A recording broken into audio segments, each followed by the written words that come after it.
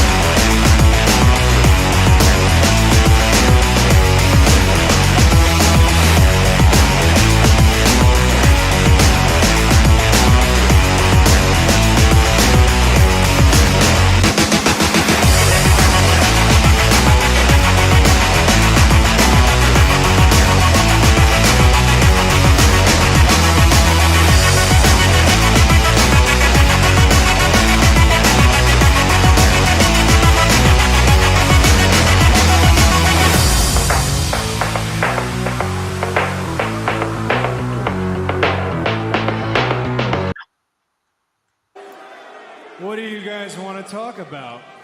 Let me talk to you. Throwdown Nation, we are live. We are rolling on Instagram, YouTube, Twitter /X, Facebook, and Twitch. It is a Tuesday night. It is episode 104 of the Throwdown with Matt.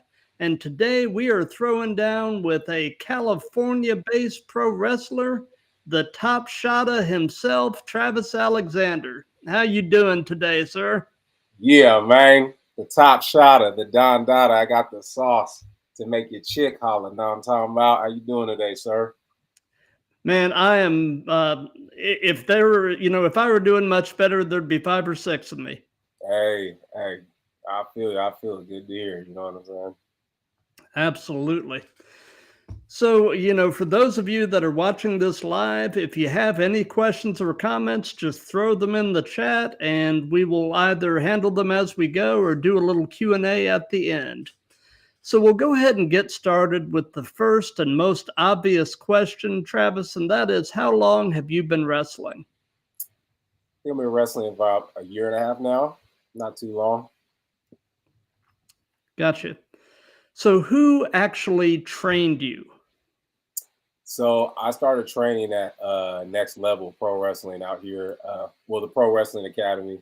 And as far as the actual wrestling, as far as the promotion that be on TV, is Next Level Pro Wrestling. So when I first got there, the first person I met was El Flaco Loco, who was a NorCal legend, in the Hall of Fame. I actually was going to be just a manager when I first started. But then when he saw me training, he was like, nah. He's like, you're a wrestler. You ain't no manager. So. Awesome. So, a recent guest of mine actually brought something up that has actually turned out to be a really interesting question that I've added to my repertoire here.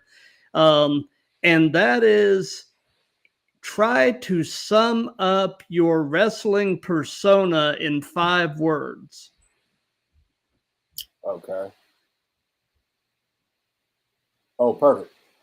New age, black Mr. Perfect. Nice. I like it. That's I like exactly it. what it is. Big Mr. Perfect mark. So absolutely love it. Kurt Hennig was awesome. Oh yeah, man. I think sometimes his name gets lost in the translation. I mean, one of the best sellers of all time. Loved his persona. So my favorite wrestler ever, as far as me, was The Rock. But as far as who I emulate in the ring, is definitely, in my way, Mr. Perfect. Gotcha. Well, something that we do in all of these is we do something called the speed round game. Okay. And what that is I've got a list of 10 names. Periodically, I'll stop, I'll say speed round, and I'll name a name, and you just tell me the first things that pop into your head. It's just name association. Okay. So, speed round, Luke Gallows. The OC. That's what comes to mind. Yeah. Yep. So, like I mentioned to you before we went on the air, the Commodore, Brentwood Sinclair, was the one that turned me on to you, and I know you're part of his Lazy River Yacht Club. So tell us a bit about that relationship.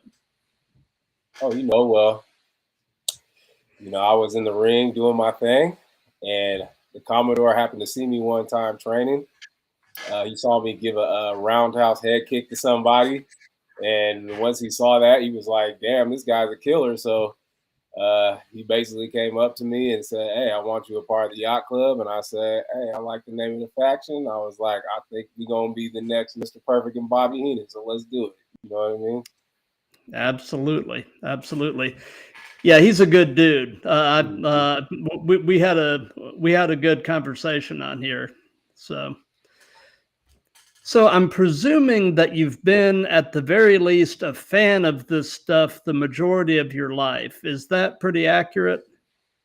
So my first two dreams, as far as like sports, was to be either a professional wrestler, and I was, a Hulk Hogan guy, or I wanted to be a professional baseball player for the San Francisco Giants, and Barry Bonds was my first sports hero other than Hulk Hogan.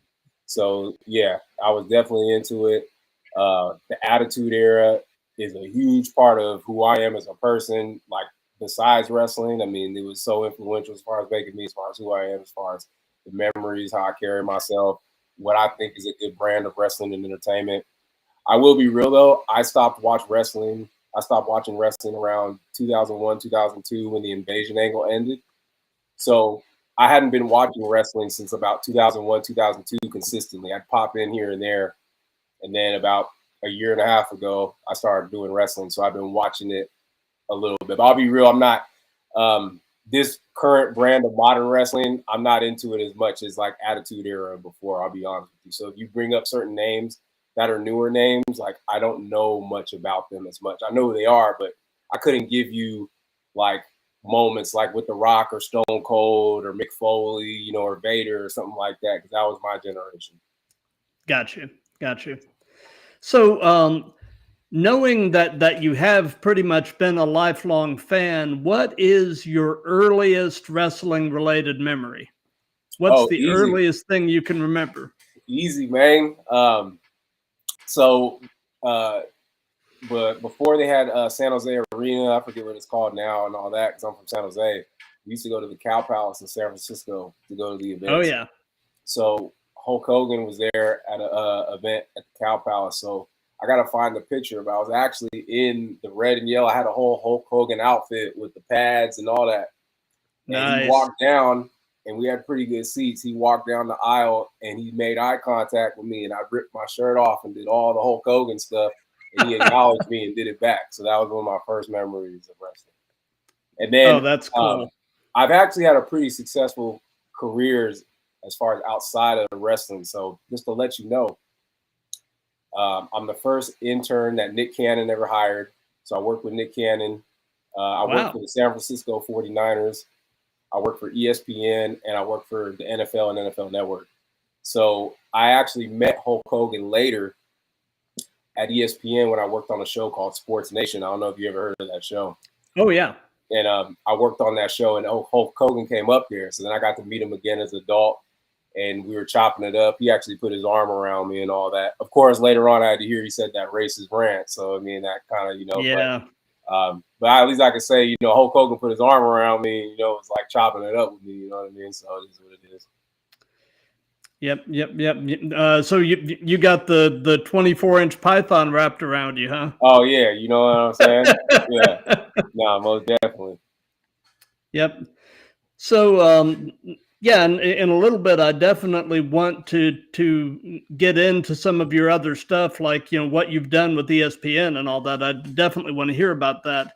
But what does your family think about all of this? What do they think about you pursuing wrestling? So because I had success in other things and I was really good at those things, when I first started doing it, they kind of were like, okay, well, because I'm actually by trade, I'm a software engineer. So they were just like, oh, okay, like you're gonna do this, like, because I had left entertainment, and they're like, oh, you're gonna do this, okay, well, but then when I first showed them my first clip of wrestling, they were like, that's you? And I was like, yeah. They're like, you're actually pretty good at this. And that was when I just first started.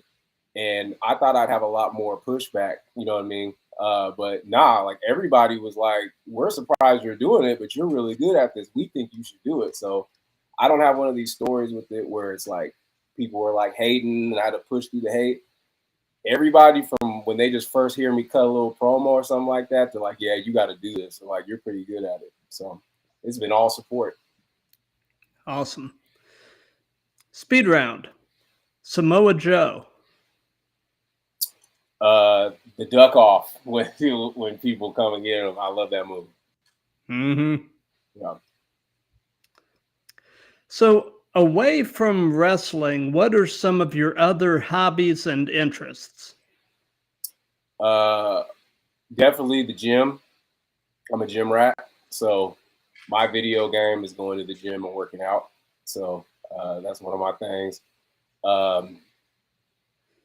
Being around family, definitely being an uncle. I don't have kids of my own, but I have my sister's kids, my brother's kids. I like to be an example of that. So I'm definitely the funkle. You know what I'm saying? I'm the cool uncle, lightweight. You know what I mean? So I like being an example for them. I think I have a pretty good example in real life of how to be cool and fresh, but take care of responsibilities. Sometimes people are like real fun, but they don't take care of responsibilities, or they're very responsible, but they're boring. I'm kind of both. So I am both. So it's like, I like doing that, traveling, laughing with folks, and having a growth mindset, always getting better every day. You know what I mean? Absolutely. The day you stop learning and you stop striving, that's the day you die. Yes, sir. I totally agree with that. So, this is mostly a wrestling related show, but we do kind of dabble a little bit in pop culture. So, are you by any chance watching or listening to anything cool right now? I'm always looking for recommendations. Let's see, as far as pop culture, I mean, I like, hip hop music, so I always stay up to date on that. I've been slapping that new Drake and Party Next Door album, so that's definitely for sure. Let's see, I'm a big sports guy, you know what I mean? So we got San Francisco 49ers, San Francisco Giants, Golden State Warriors. So, I'm definitely looking toward the NBA playoffs. I think I don't watch too much TV, but I do listen to a lot of podcasts. I definitely watch a lot of wrestling podcasts and different other podcasts. So that's kind of more what I'm into. But I mean, I was all around pop culture. Like I said, I worked in Hollywood. I worked at ESPN television and all that. So I've been all a part of that. So that's probably why I'm kind of just chill, because I actually was a part of that life. You know what I mean? I'm not somebody that's been on the outside. Gotcha. So, when it came to the work that you did with ESPN and Nick Cannon and that sort of thing, what type of work were you doing? So when I first started, I was a behind the scenes person. So I was a videographer, director, producer. So when I worked with Nick Cannon, I was doing videography and directing stuff for, content for his incredible entertainment. Funny story. So him and and a producer in a music studio had a argument about who's better at basketball. So we end up going to his house to settle it. Of course, his house is a mansion in Bel Air, right? So we go there, and I think it was like Farrah Fawcett or like Goldie Hawn's ex-mansion that he had bought. So we were just on like the right side, and it was huge. I didn't even see the left side of the house. We're down playing basketball, and I hear somebody go, "Hey, does anybody want tacos?" I turn around, it's Mariah Carey with a chef's apron on and a plate of tacos, and I'm getting tacos fed to be my Mariah Carey on the basketball court. What a life. Yeah, I've definitely lived life, man. You know what I'm saying? That's why I be saying in my catchphrase, "This ain't no gimmick. I'm over in real life." Man, that is cool. That is really cool. Right. So you said that you're from San Jose? Yep, San Jose, California, Um, born and raised. so what is your favorite thing about San Jose? My favorite thing is the time that I grew up there. I don't live there anymore. I'm in the Sacramento area now. But during that time, during high school, I don't know if you're familiar with it, but in the Northern California, in the Bay Area, we had something called the hyphy movement, where it was like the Bay Area started getting more recognition as far because in California, when you just say California, people just really think that's LA, right? Mm-hmm. So we always kind of had like, we're the little brother to LA, even though we bring a lot of style and game to hip hop and the culture and the slang. And most of the slang you hear in hip hop comes from Northern California. So when that popped, it helped give us an identity, and we had our whole style of dance and everything like that. And then I moved to LA during that time, and me and my friends from LA went out there, or from the Bay, went out to LA, and I saw the Bay Area influence take over LA. So during that time, that's where some of my personality comes from too. So I was very fortunate to grow up in San Jose during the time that I did, because that's what gave me my aura and my swag that I got. Gotcha. So what what is your favorite thing about Sacramento? I think the love that I've got here, everything's kind of fallen into place with my wrestling career here. It's definitely like my second home.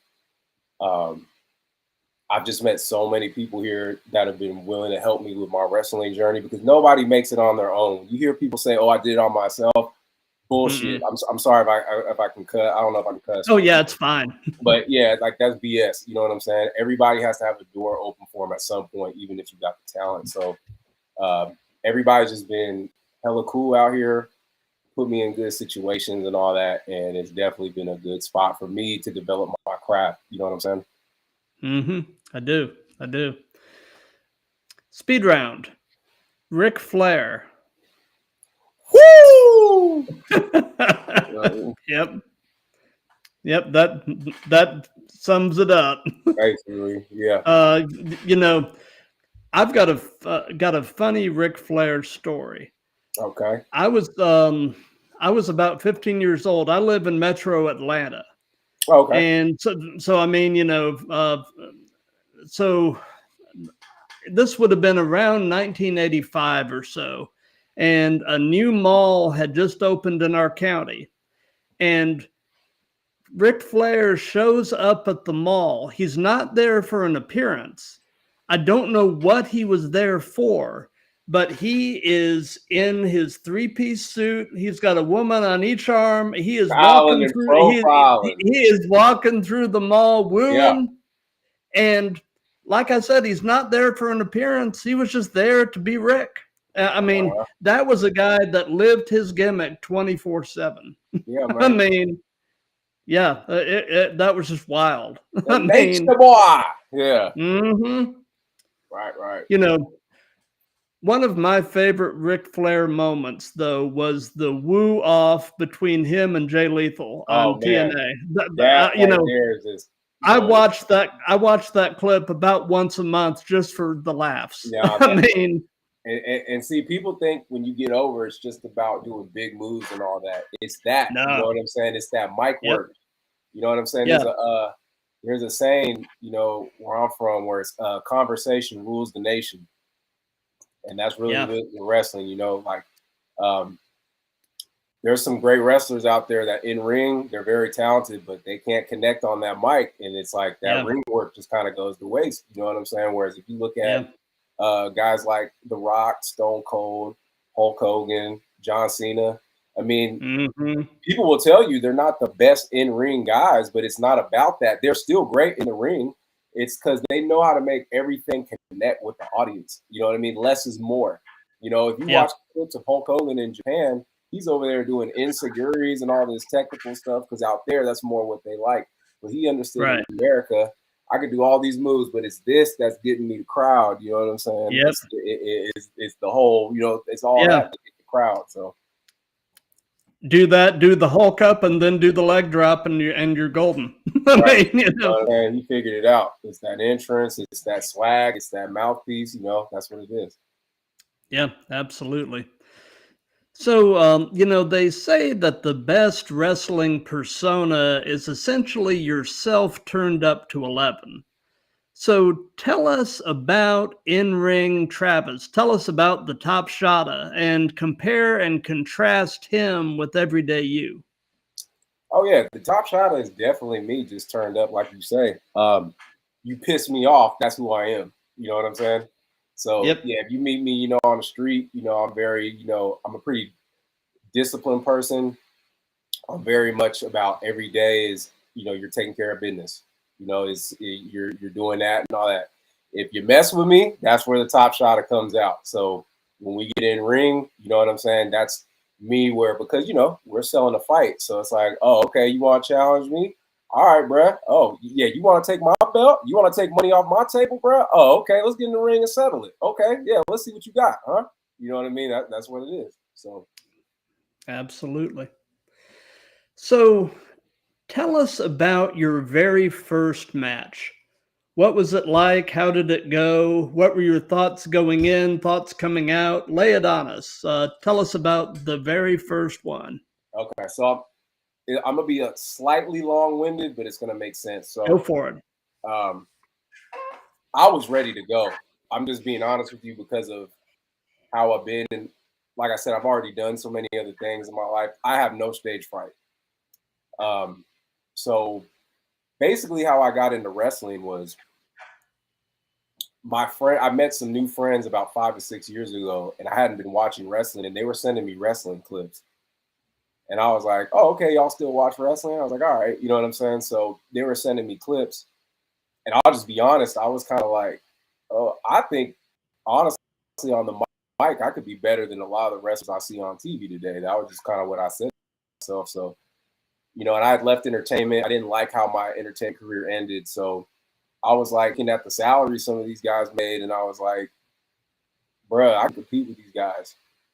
So I got on Google and I contacted Johnny Jeter, who used to be in the Spirit Squad. And do you remember the Spirit Squad from WWE? I do. Yeah. So I didn't watch a lot during that time, but I remember popping in and seeing the Spirit Squad on TV. So when I talked to him he was like, he was kind of like whatever at first, but then I sent him a picture of me with my shirt off posing, and he was like, oh, okay, like, and he was just letting me know, hey, I sold my ring. I just had a kid. I'm not in I can't train anyone, but he's like, man, I think you got some. Go over here to the next level and train. So I went over there and trained, and then about 6 months later, I think I had my first match, and I was just ready to go because once somebody from that used to be on WWE told me, I think you can make it, I was like, shoot, I'm going all in. So when I had my first match, I was just like ready to showcase myself. I mean, I wasn't, you know, crisp totally and all that, but I already kind of know how to entertain a crowd doing what I did before, you know, with TV and entertainment I was a part of. So I was just ready to go, and I had fun, and my fam came and all that. And I don't know if you've seen my entrance that I do sometimes where I do a double hop in the ring. So when I go into the ring, I first jump up to the apron, then right away I jump over the ropes. Oh, wow. And I've never seen anybody do that. Brock Lesnar and Bobby Lashley, they'll kind of just jump on the apron and get in regular. But no, I do that and then hop over. So then once I did that and saw how people reacted, I was like, yeah, I can do this. Nice. So, you know, we've heard about the first match. Now tell us about your favorite match that you've been a part of. I don't know if I have a favorite match, but I have like favorite moments. Does that make sense? Yeah. So, okay. So like I had a match recently with a guy named Drake Frost. Frost is like 6'2", 6'3", 300 plus pounds. So Big boy. You're right. I'm like around 6 foot, 5'11", 6 foot, 200. But I've done martial arts for years. I've been training martial arts since like 2009 on and off. 2000, no, before that, 2007 on and off. Maybe even before that. Damn, it's been that long. So I'm just being honest, on the indie scene, I don't come across a lot of guys who are as athletic as I am. So when I had that match, that was the first time I was against somebody that just like physically looks bigger than me and all that, right? And I've been waiting for that. So when we had a match, I had a moment to get some offense in, and I just hit him with this big chop. Like, I love the chop. So I just hit him with the chop, heard around the world, and that thing was like in Dolby Digital surround sound when it like landed. It was just loud, and I left a big red handprint on his chest. And then after the match, people were coming up to me, and they're like, "Man, it's like, you're not small, but you're not the biggest guy, but it was like believable that you could take him one-on-one." And I was like, yeah. I was like, because it ain't just totally about size. You got to have dog in you. And it's like, I've grown up around some athletes and some dogs. You know what I mean? So, so I was waiting for that match because I wanted to show people like, yeah, like I'm with it. You know what I'm saying? And I need somebody to showcase that. So that was a good one. And then I would say some of my matches with a wrestler named Brandon Humphrey, because he likes to chop too, and we like it to be physical. I think that's something that's lacking in pro wrestling today, is that guys want to be very spotty and comical, and they get away from the basics of being physical. That's what I'm about. So we were chopping the hell out of each other, putting each other down. I mean, there was probably like 20 chops in that match or something like that. You know what I'm saying? And just seeing people's reaction, like, oh my God. And it's like, I love that. I love it. Oh yeah. I mean, you know, I'm also a big fan of the chop, and you know, and some of these guys come out of these matches with their chest just looking like raw hamburger, and I mean that's just, man, that is man. Yeah, I have some battle scars on my chest. You know what I'm talking about? But I wear it with pride because no doubt. Because I'm just being real. Me growing up, being, you know, light skinned as a black person, you know, we're labeled as more soft because you light skinned. So when I can go in there and wrestle and have some scars and show like, yeah, I'm a pretty boy, but hey, you get in the ring with me and I'll beat the blood out your ass to the white meat show. You know, once I do that, it's like, oh, okay, they like that dynamic because you handsome, but you a killer at the same time. You know what I mean? So. But yeah, you know, and what you were saying though, you know, it's not the size of the dog in the fight, it's the size of the fight and the dog. Yeah. I mean, I love wrestling big dudes. I love being outsized because it lets me showcase, like, yeah, like I know martial arts. So, you know what I mean? I have good psychology to show you, yeah, you could be 6'4", 300 pounds. I'm going to still give you something, a run for your money. You know what I'm saying? You ain't just going to beat me easy. Right. What martial arts have you trained in? Brazilian Jiu-Jitsu, Muay Thai, boxing, and a little bit of wrestling. Gotcha. Yeah, I did BJJ for several years, a few years back, and it was kind of funny. I got my blue belt the same day that the school that I was attending closed, and after that, my son was getting to the age where he was getting really active, and I just could never find another school in the area that really had the same vibe. So, you know, I just kind of, you know, focused on other things, and I'm 55 now, so I don't know that I'll ever go back to it. But I roll around at the house with my son and kind of pass on some of what I remember with him. So, you know, it's fun. Right. So I'm gonna give you two things. Okay. So number one, my original teacher, Kaiki Elias, he grew up with the Gracies. So outside, Elio Gracie himself said, outside of my sons, you are one of the best students I've ever had. So that was my teacher in Los Angeles. And then number two, when I moved to Sacramento, there's before I thought about doing wrestling, before COVID, there's a UFC gym out here called Ultimate Fitness that Uriah Faber runs. You know? Yeah. I know Faber. So I was going there, and oh, your dog knows the top shot is getting interviewed. You know what I'm saying? Yeah. Yeah. Yep. So I was actually going there just to train, and wasn't trying to fight professionally. And when I was training, guys were like, "Oh, you're a professional fighter, huh? You fight and all that?" And I was like, "No, I do computers." So when guys were telling me they saw me as a fighter, and I'm not even trying to fight, that was kind of the first key of like, okay, like people see me as like a fighter already, and I'm not even trying to portray myself as that. So then when the wrestling came around, I was like, oh, I could do this. You know what I mean? Mm-hmm. So, and I know everybody has them, but what is your biggest in-ring pet peeve? Guys trying to do too many spots. Spot monkeys. Right. I can't stand that, and it's ruining wrestling because it's not believable. Because when you're in a fight, it's not supposed to look like gymnastics. Right. I can't stand that, and I see it all the time.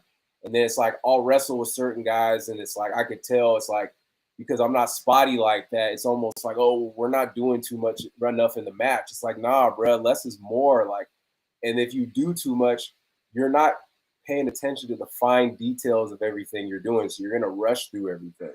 You know what I mean? Like you need to make it more like realistic, like a fight. And sometimes you need to improvise in the ring because in a real fight, you have to improvise.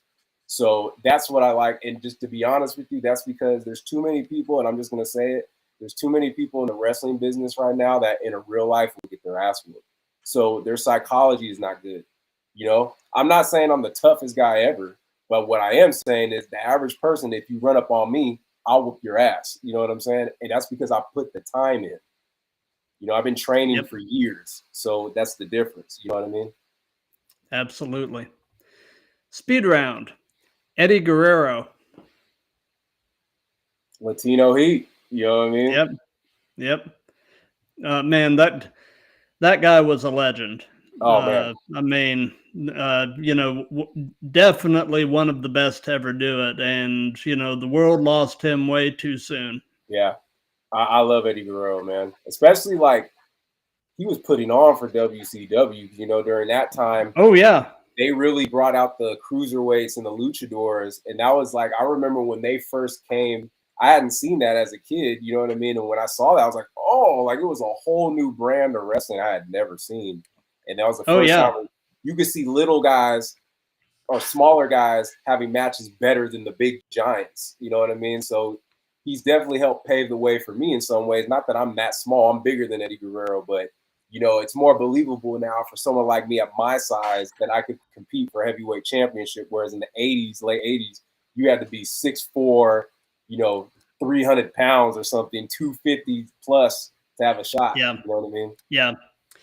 I do. You know, I'm a smaller guy myself. And, you know, when I was a kid and coming up to the age where, you know, I could have been at the point where I could have potentially done something like that, you know, it was still the land of the giants. Right.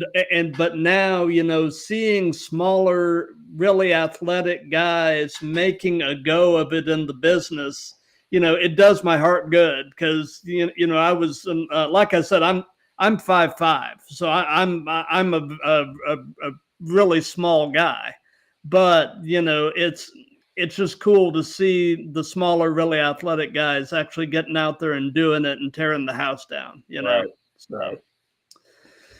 So if you could only be one, would you rather be great in the ring or great on the mic?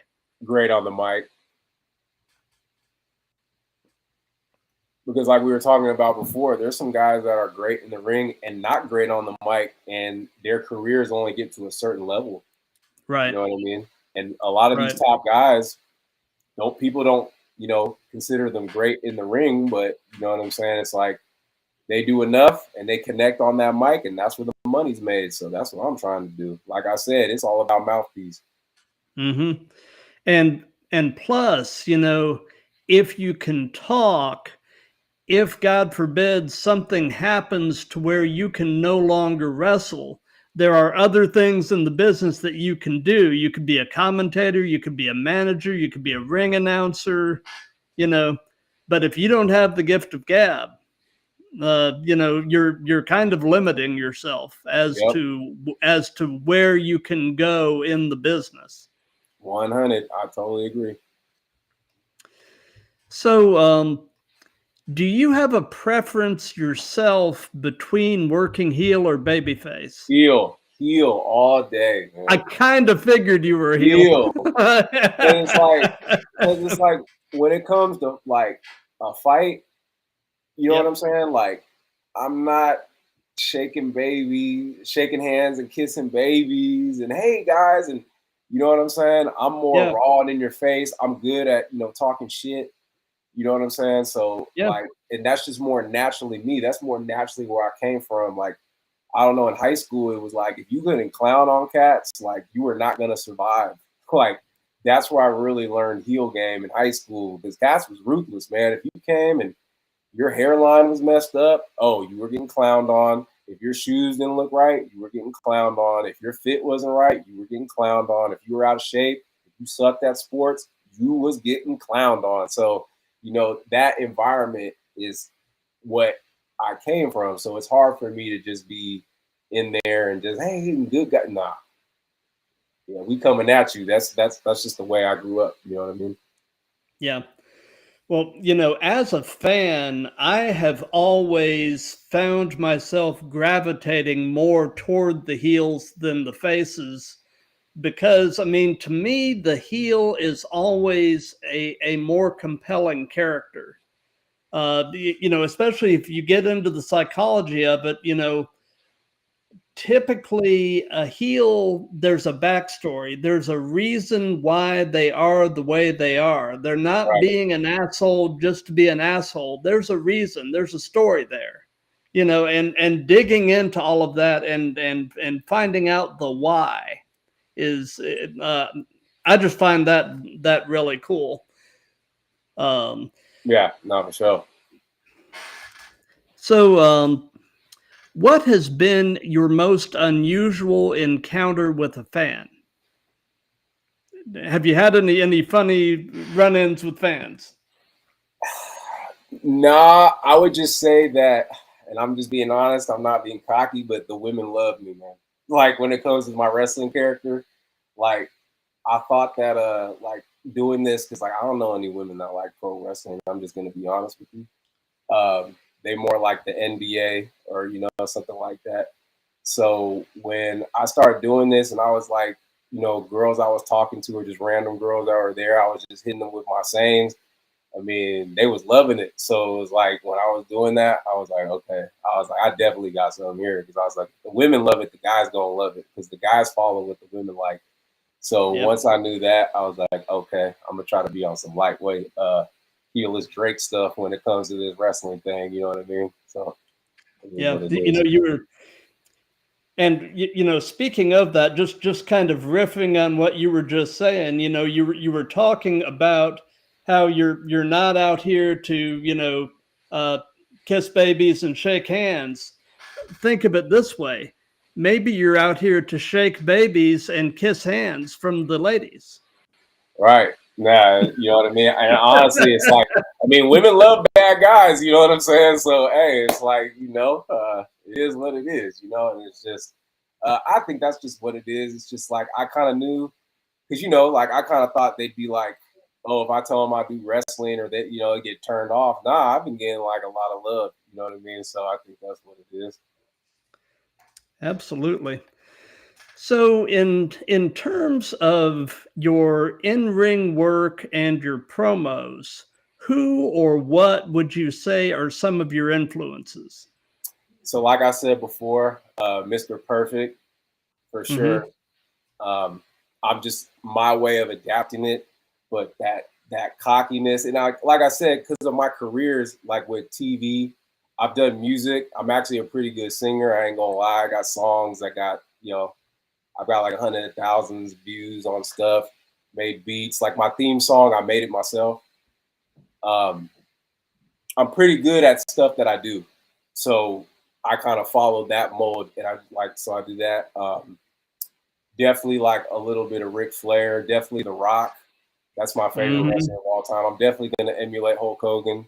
You know, yeah, has he said some racist stuff? Yeah, and I don't like that, but I can separate the badness from the goodness. I just take the good parts of that. You know what I'm saying? He's the greatest thing that probably happened to professional wrestling, whether you want to admit it or not. You know what I mean? He ain't perfect, but for it's sure. all what it is. Yep.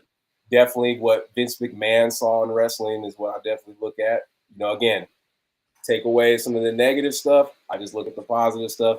Vince knew what he was doing as a promoter. You know, maybe at the end it wasn't as good, but I mean, the dude revolutionized it. So that, and then bits and pieces of everybody. I really love JBL's clotheslines. So I don't have the same clothesline, but I pride myself on having good looking clotheslines and heat.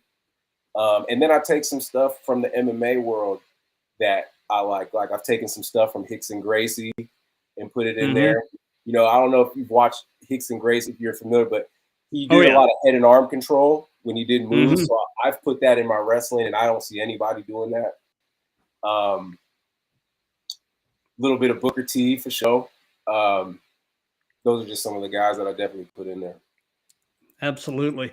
You know, I always find it interesting, and you know, you can tell by the way they carry themselves in the pro wrestling ring, the guys who have a background in shoot martial arts. Like, you know, for instance, like Brian Danielson and Kyle O'Reilly, you know, that they both train BJJ, and just the way they move when they're on the ground, you can just tell, you know, that they've trained in shoot grappling. And you know, I always enjoy that, you know, having a background in that myself. You know, you can really sort of, you know, if you know what you're looking for, you can really pick up on the fact that, yeah, these guys could put a legit hurting on you if they wanted to. So yeah, definitely like Ken Shamrock, Steve Blackman, Dan Severn. Those were definitely guys I watched as a kid, and I was like, yeah, them dudes is dope. So I definitely take some of that. And that's one thing with me.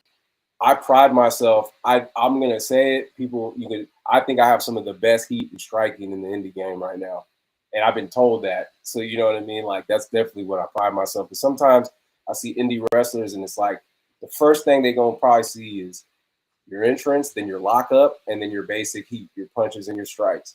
And you're gonna turn people off if you look weak from your first lockup or your first punch looks soft. You know what I'm saying? So I think just that basic thing helps set me apart. You know what I mean?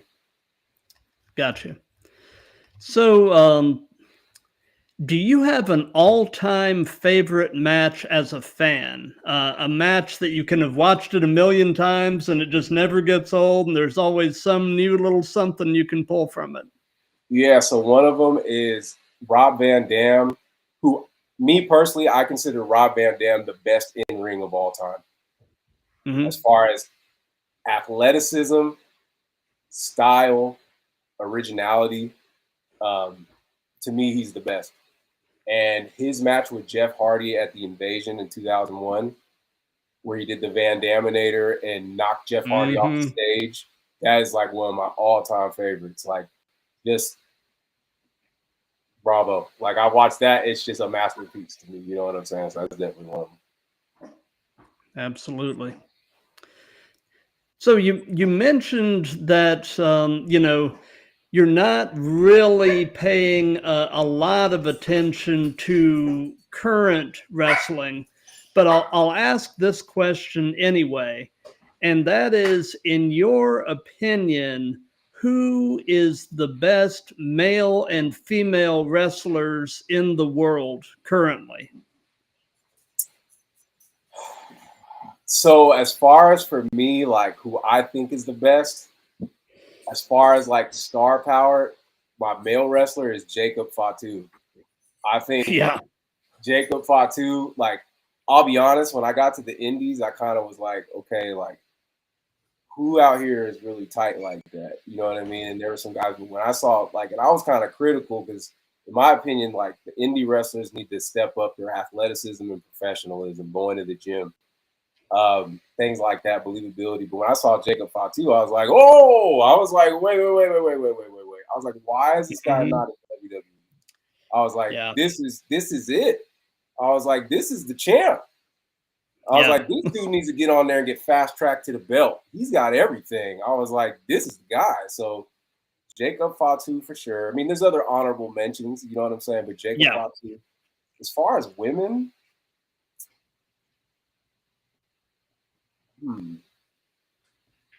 I mean, I do like Rhea Ripley. I'll be honest with that. I do really like her. I'm trying to think if there's anybody I'm forgetting. But I would have to say her. So I'd say Rhea Ripley and Jacob Fatu. But I mean, Jacob Fatu to me, it's like he's here, and then there might be some people close, but everybody's kind of down here. That's just my opinion. I agree. And, you know, I am delighted to see them finally really pulling the trigger on Jacob and letting him completely do what he does. As I recall, he's from your part of California, isn't he? Yeah, he's from Sacramento. So we're both Northern California babies. That's what I thought. Yeah. And, you know, as far as Rhea Ripley goes, you know, WWE just brought in Jordan Grace from TNA, and I am excited to see those two work a program down the road because I think Jordan Grace and Rhea Ripley could tear the house down. I am totally jazzed for that to happen. Yeah, and I'm loving that partnership between TNA and WWE. I'm actually doing a tryout for TNA this weekend. I'm going to fly out to Tennessee. Oh, really? Yeah. Oh, that's awesome. Well, good luck. Yeah. Good luck, man. I can't wait. I'm like, hey, because it's at Ricky Morton School, and Santino Marella will be there. I'm like, yeah, man, Top Shot are going to be in the building. So. Absolutely. So, who, and this can be present day or past, who would be a dream opponent? Who would you absolutely love to share the ring with? Ooh, Jacob Fatu. Gunther. And I want to chop off with him. I want to go chop for chop with him. So me and Gunther, Braun Breaker, Trick Williams, Obafemi. I like Obafemi a lot. He's like African Thanos. I like Obafemi a lot. Who else? I like the way you put that. African Thanos. Yeah, he's African Thanos. See, the thing is, I'm going to be honest with you, where I think I shine with this wrestling is I understand branding. Doing what I did with TV and all that. It's branding yourself. You know what I'm saying? And like even on the indie scene, there's certain wrestlers who I've pulled them to the side and I say, hey, I think this is kind of your lane. And usually when I tell them that, they'll be like, oh, yeah, you're right. And it's like, yeah, man, I was a producer in TV. My job was to give the people on TV the lines. You know what I'm saying? I mean, so that's what it will be. And just side note, I mean, if you think about probably like any celebrity or major star that you could think of in sports or whatever, I probably worked with.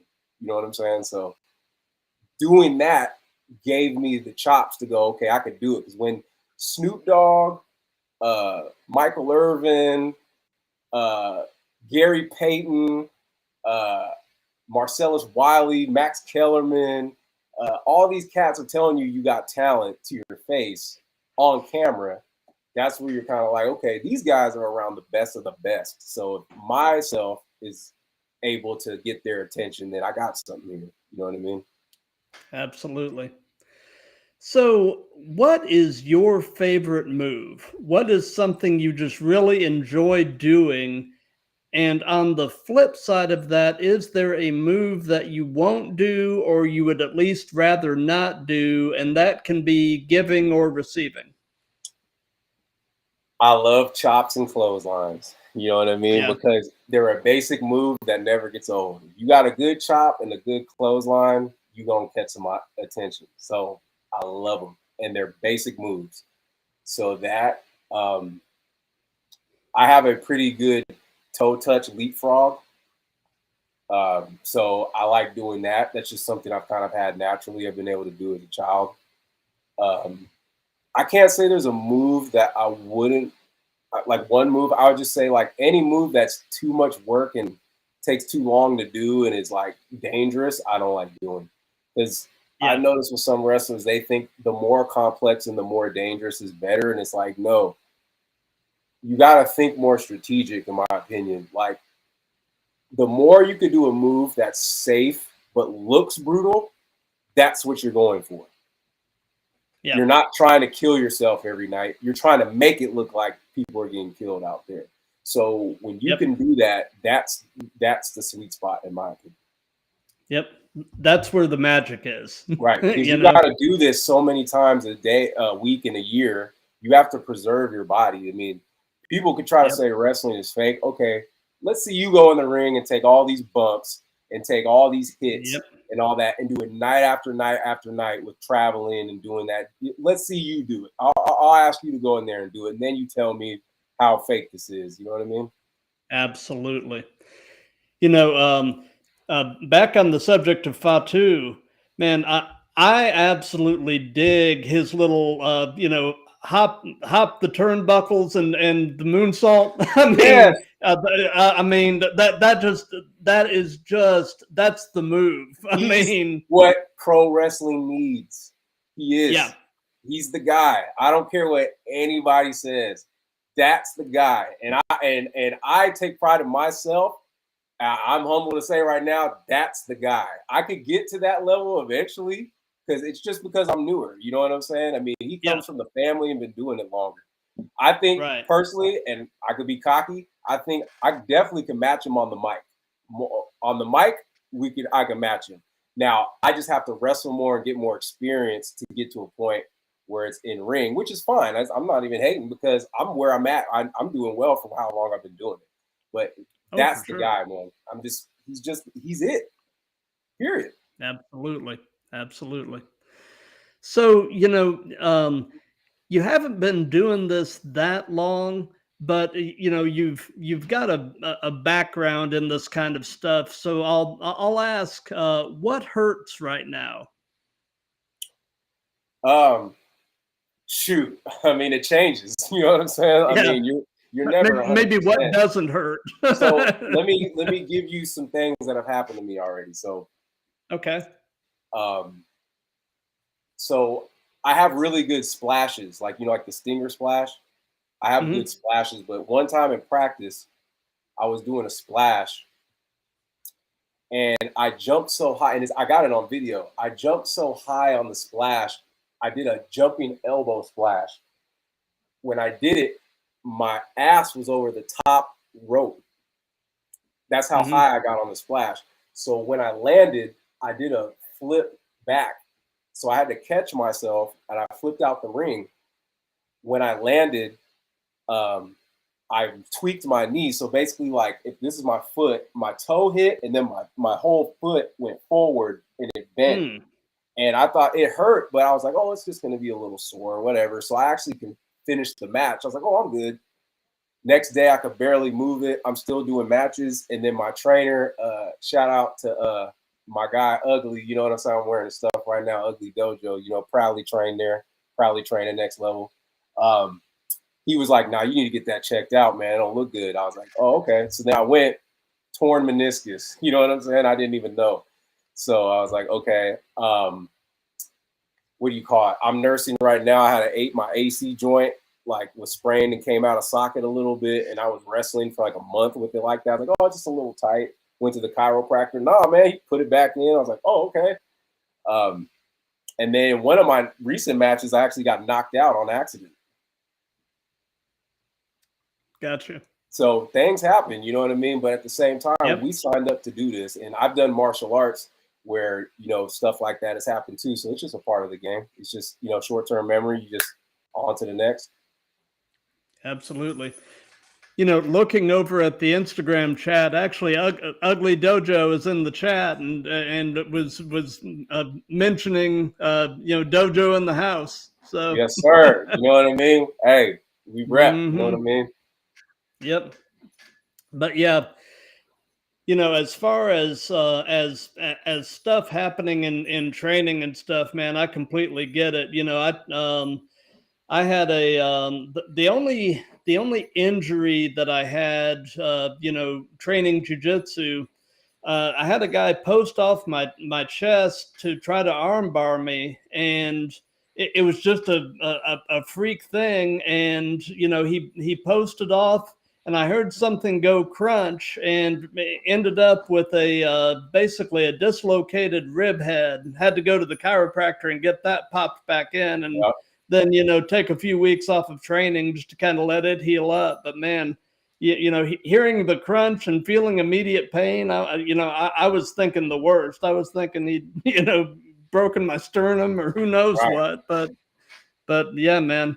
See, when I And was younger, I was a softer kid. I can admit that. I was like a late bloomer. So like when I get injured, I still see myself sometimes like I wasn't this tough guy like that. You know what I mean? So if I get injured, I'll be like, oh, it must not be that bad if it doesn't hurt that bad.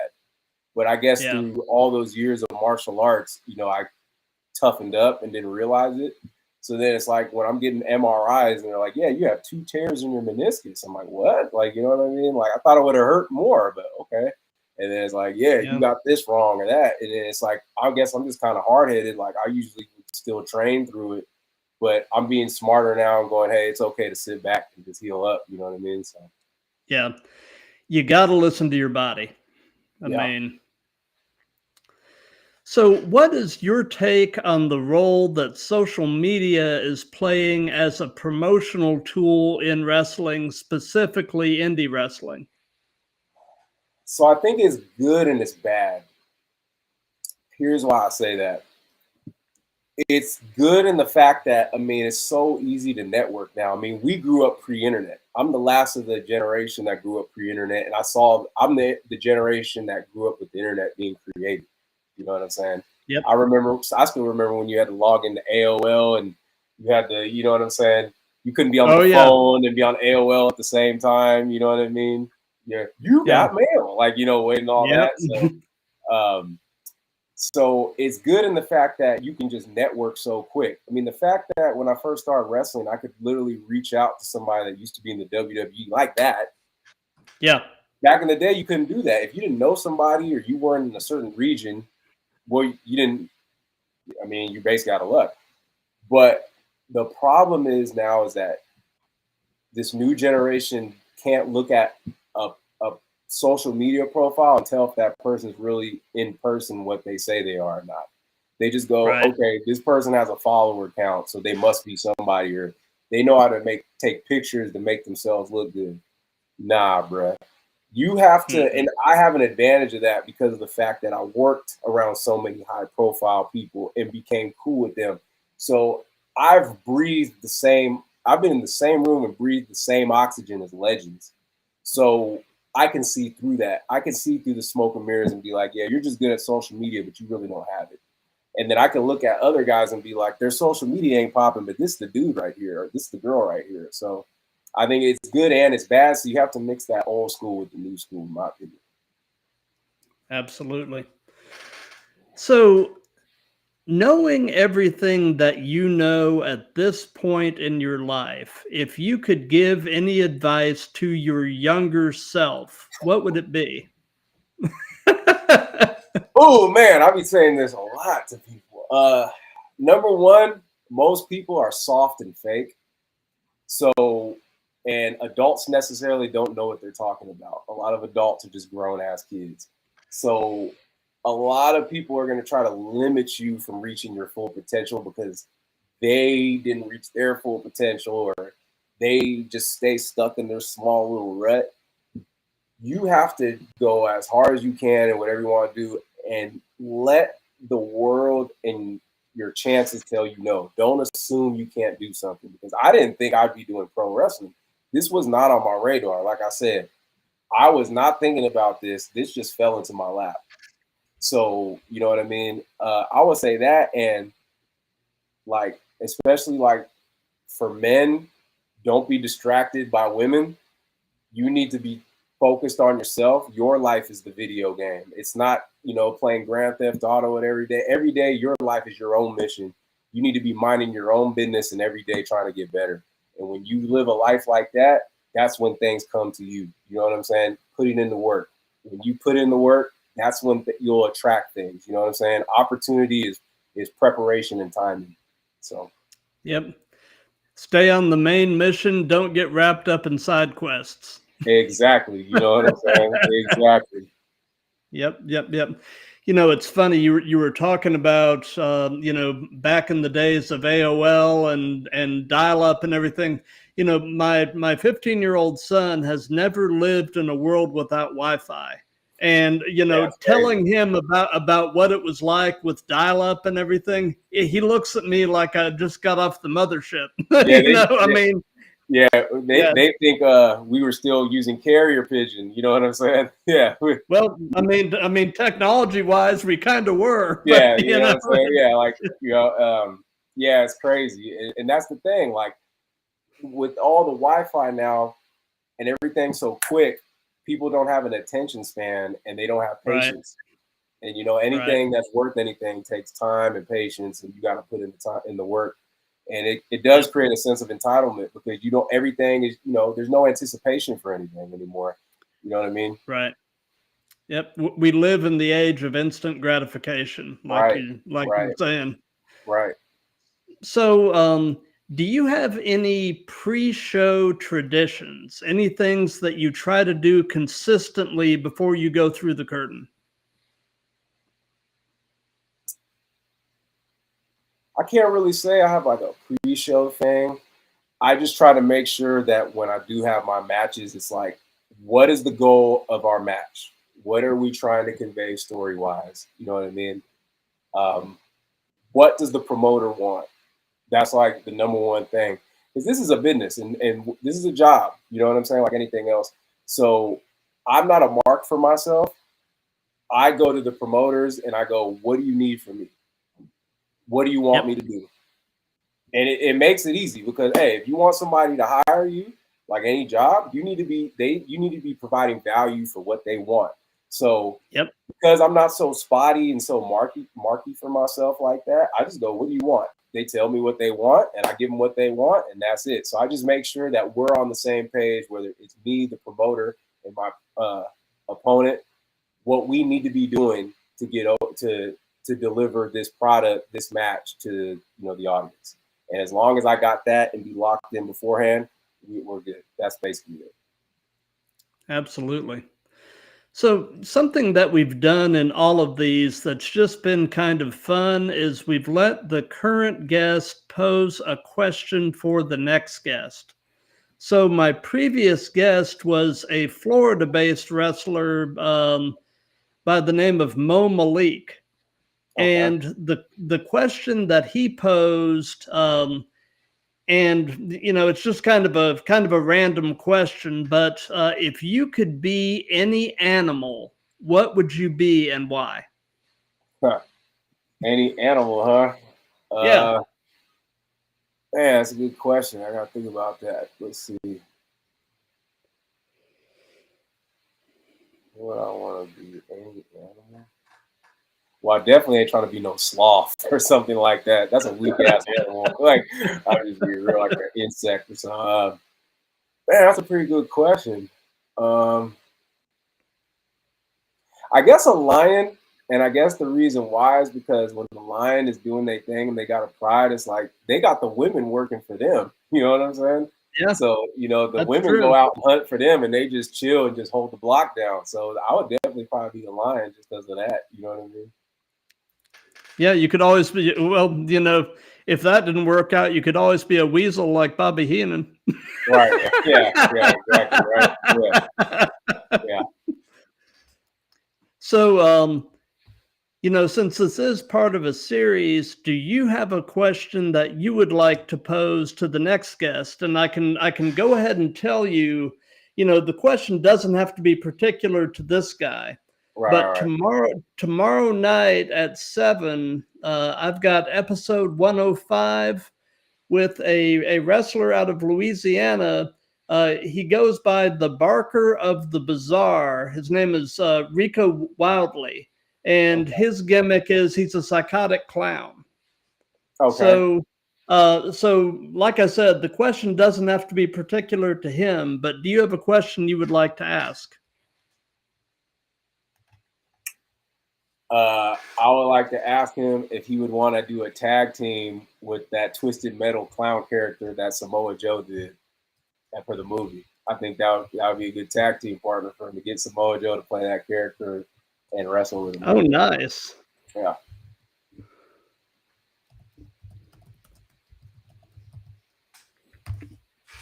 So we're pretty much at the end of things now. So do you have any upcoming shows or anything at all that you'd like to give some hype to?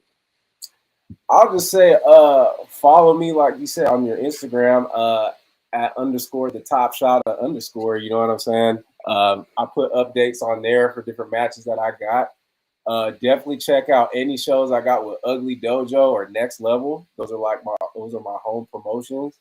And I'm always doing stuff there. I definitely have shows with RWF Nevada, shows with PCW in Yuba City. I'm actually the RWF Nevada State champion, which is the heavyweight champ. You know what I mean? So I got some gold in the game. You know what I mean? Nice. So definitely any of those promotions, and I'll be expanding my brand. But and hopefully, you know what I'm saying? I with this TNA tryout, I mean, I definitely think that's going to expand my brand as well, because even if I don't get picked or signed, my thing is a lot of times the runners up in America's Got Talent and America's Idol do better than the winners. You know what I'm saying? It's just, you just got to get on the platform. Is there things I could do better and get better with? Yeah, and that's going to come in time like anybody else. But just being honest with you, I think character-wise and persona-wise, I'm already at that top level. I just haven't been seen yet, and just, you know, I just need a platform. So, you know what I mean? That's all I'm working on. And I definitely want to get out there to Booker T and see. I think if I cut my promo for Booker T, it's over. So, you know what I mean? I just got to get in front of him one time. You actually mind if I cut a promo for you? Go for it. Oh, yeah, man. They call me Travis Alexander, the top shotter, the Don Dada. I got the sauce to make your chick holler. You know what I'm talking about?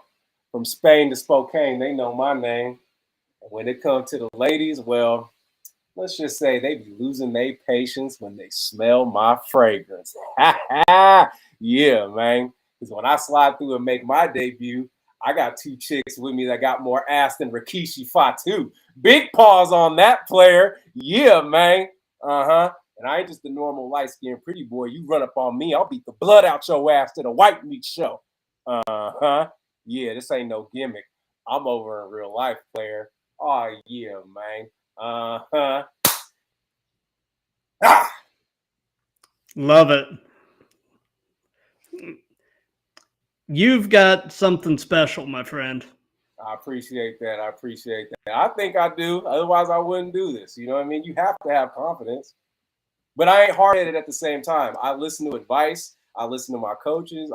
You got to have both. You got to be confident, but you also got to be humble enough to know you still need instruction. All pros got coaches, like Robert Kiyosaki said. You know what I mean? Rich Dad Poor Dad. Mm-hmm.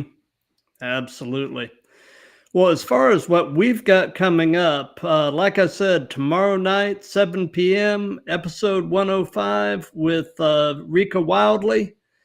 This next Monday, the 7th, at 7 p.m. Eastern, I've got episode 106 with a wrestler who is also the chief operating officer of All Caribbean Wrestling. Okay. Showtime, JB Cool. And recently, actually, Mark Henry was made the CEO of All Caribbean Wrestling. So JB Cool works closely with Mark Henry on all that. Ooh, okay. And then next Tuesday, the 8th, also at 7 p.m., I've got episode 107 with a pro wrestler by the name of Psycho Boy Fodder. So those are the next three I've got coming up. Nice. I want to thank you for your time, man. This has been a blast. Man, I want to thank you. You know what I mean? I mean, just having the opportunity to nerd out about this stuff with like-minded people is just the best thing in the world, man. Yeah. And for those of you that have been watching this live, thank you. For those of you that'll be seeing this on replays and such, thank you for that. If you like what we've got going here, do the old like, comment, share, and subscribe. And before we wrap all this up, do you have any final words for the Throwdown Nation, Travis? Yeah, man. It's the top shotter. You know what I'm saying? Hey, AKA Mac and TA, AKA Trav Bachwinkle. You know what I'm talking about? Hey, you gonna see Bachwinkle, man. I love it. I love Nick Bachwinkle. They don't know about Nick Bachwinkle like that. You know what I mean? No, they don't. So, hey, you will be hearing about me in the future soon. I got some work to put in, but trust me, it's gonna happen, man. They can't deny this mouthpiece that I got. You know what I mean? I definitely think I got a mouthpiece that the game needs. So you will be hearing. Oh, for sure, man. Yes, sir. But yeah, man, Nick Bachwinkle, Harley Race, Stan Hansen, Bruiser Brody. I mean, those are names that a lot of the young guys today don't understand. But that's, man, Dusty Rhodes, Kevin Sullivan. Right. I mean, actually, I started watching wrestling when I was around 11 in the early 80s as a kid in Florida. And my first introduction was Florida Championship Wrestling with Gordon Soley doing the commentary. Okay. And the first feud I remember watching was Dusty Rhodes and Kevin Sullivan. Oh, man. And man, when you're 11 years old, Kevin Sullivan was a scary dude. He was like Charles Manson at the time. Yeah. He had that whole almost satanic cult leader type gimmick going on. Yeah. That was some wild stuff. And Woman was in his stable, right? Yeah. And we all know ultimately how all that ended. Whew, man. Yep. Well, anyway, thank you for your time, man. And like I said, I'll be back tomorrow night at 7. And in the meantime, be good to each other. Love